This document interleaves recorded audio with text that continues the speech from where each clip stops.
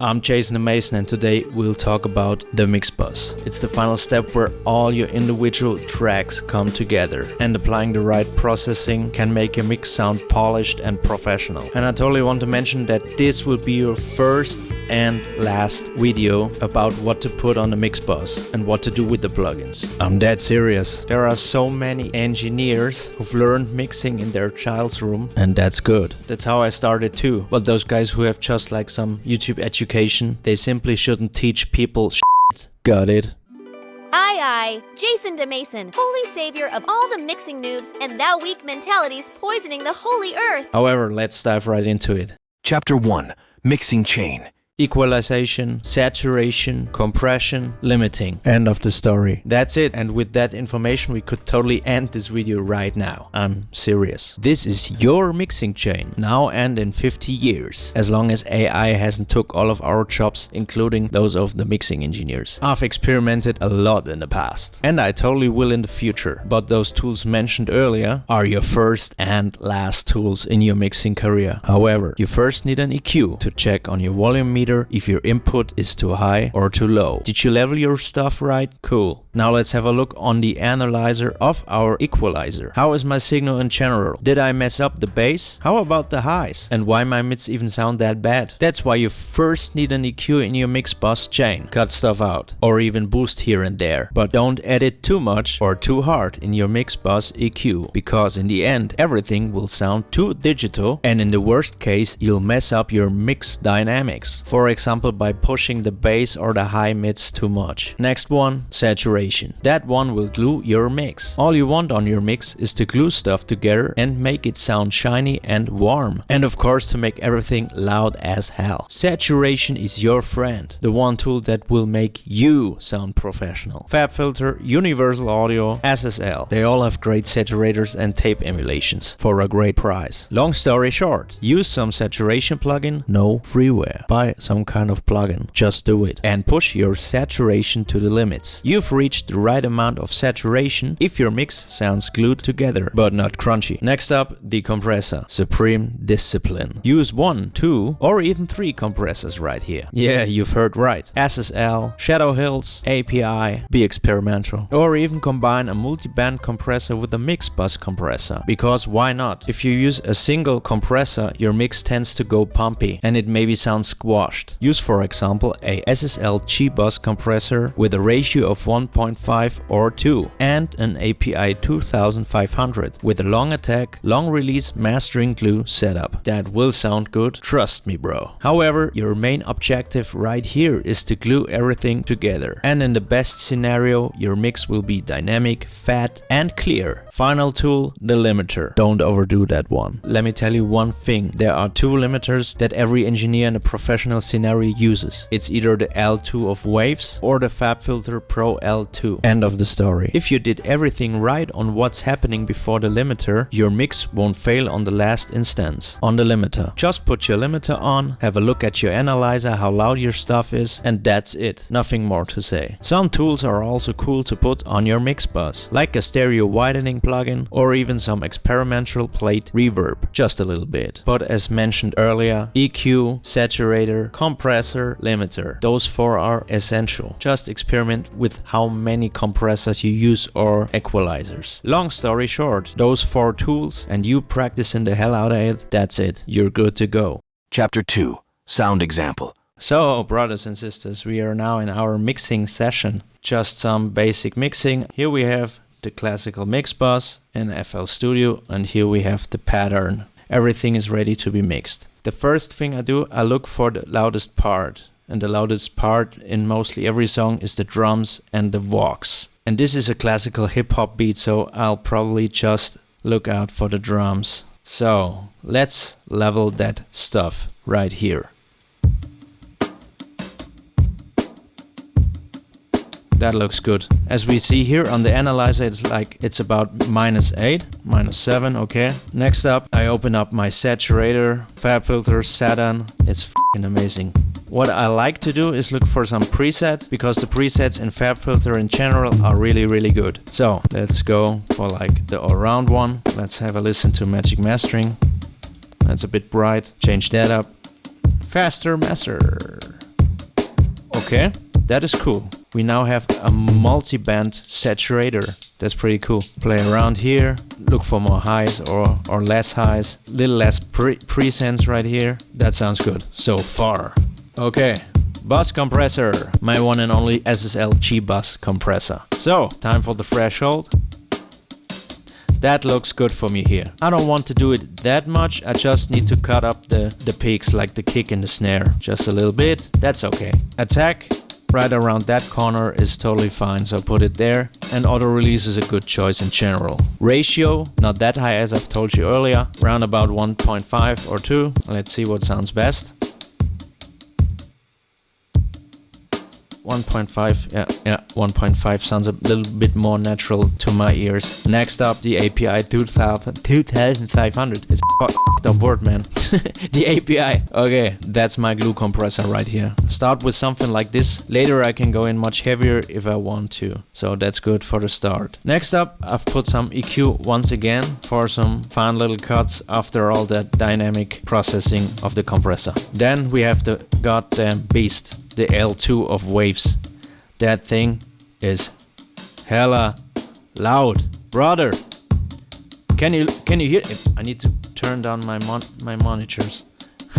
It's too loud. The magic of the L2 is to just let it peak a little bit, but not too much. Like -1, even a little bit less. So that's good for the beginning because the L2 is hella loud. 2 limiters. Holy shit. Yeah, just experiment with what sounds best. So that's my last limiter. I've decided for myself to put on some hip-hop preset because, as said earlier, the presets of FabFilter are really good, and you could totally experiment with those knobs here.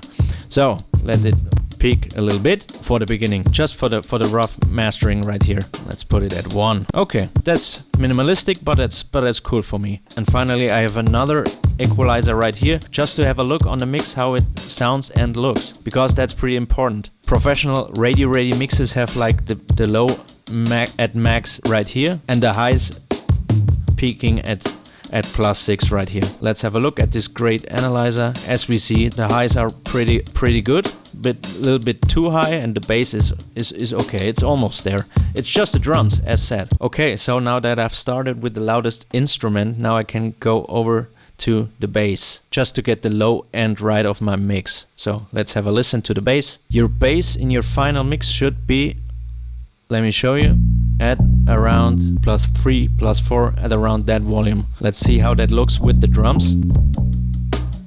It's a bit thumpy. Let's cut something out of there. Boom chakalaka. Let's find that frequency. Okay, here we have that little bastard. So let's cut it out. As we see right here, there is some white noise on that bass guitar or some tape saturation. Just cut it out. We don't need that dumb shit right here. Okay, let's have a listen to our edited bass. Sounds much better. I'm happy with that. Okay, what I do in my mixing, as said, I would normally put in vocals, but this is a typical hip-hop beat, so I don't have vocals right now. So I just continue with the main instrument of the mix. It's the keys. That sounds okay. A little bit more quiet. That's okay. Let's put in the organ. A bit more quiet. Oh. Not that quiet, little devil. Sounds about okay. Then we have some guitar here. Okay, it's okay. The volume is okay. We have some brass. Oh baby. I like to mix the brass a little bit more quiet and make it a bit louder in the process. So another instrument we have is the saxophone. Put that in. Let's see what that sounds isolated. Nice, like a fucking train horn. Okay. It's okay. It's okay. Okay. We have here some backing vocals for our beat to make it more hip-hop. So let's see how those sound. Okay. Not that loud. Okay. We have a choir. Let's put the choir in.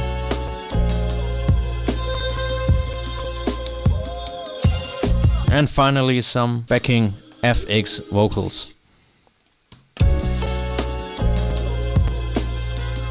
Okay, that roughly sounds good to me. Okay, next what I'm going to do, I'm going to cut unwanted frequencies out.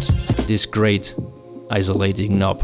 I love FabFilter. Please sponsor me. I love you. The company and everyone who works there. Everyone. Okay. I hear a lot of low mids that I don't want in that mix. At around 400 is always a good decision for you to cut it out. Always good to cut that portion of the equalizer here. Some rumble we don't need. Something like this. And then maybe something here. Just a little bit.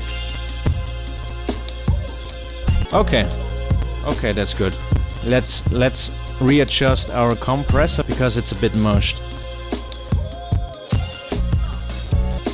Okay, sounds good. Our glue compressor once again, API 2500. Just look for the right threshold right here.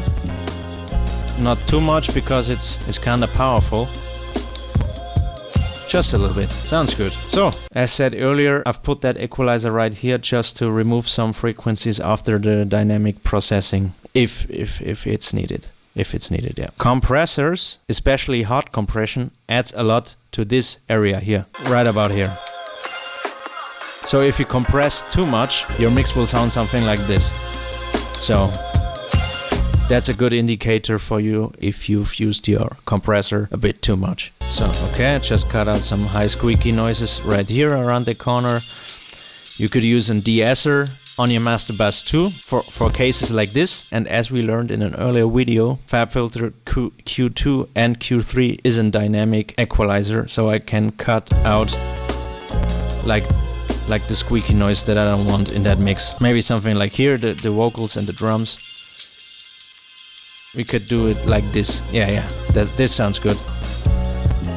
Just a bit. That's okay. That's good. That's okay. Let's readjust the monster L2. The whole mix has become a lot more quiet because we've cut out a lot of frequencies earlier here, right here, and through all the dynamic processing. So we need to readjust our L2 Ultra Maximizer.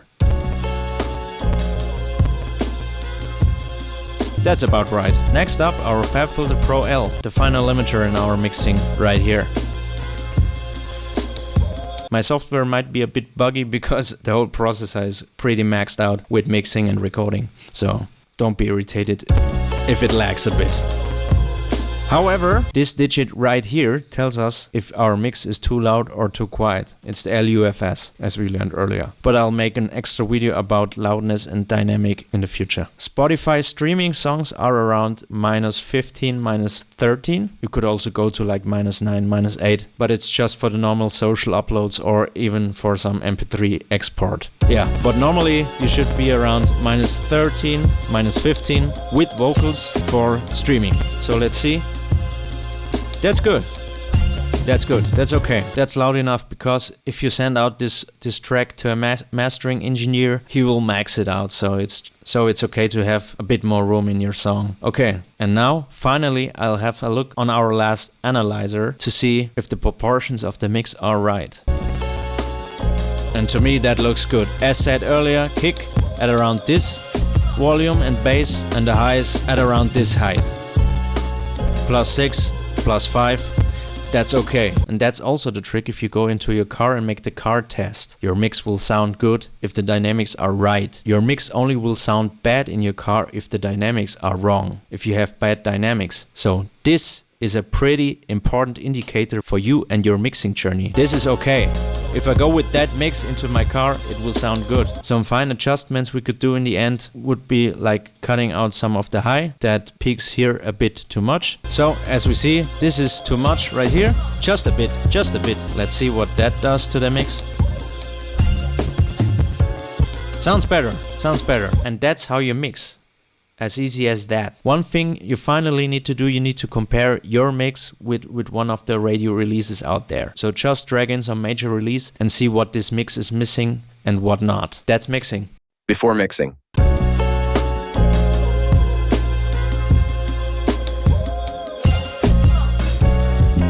After mixing.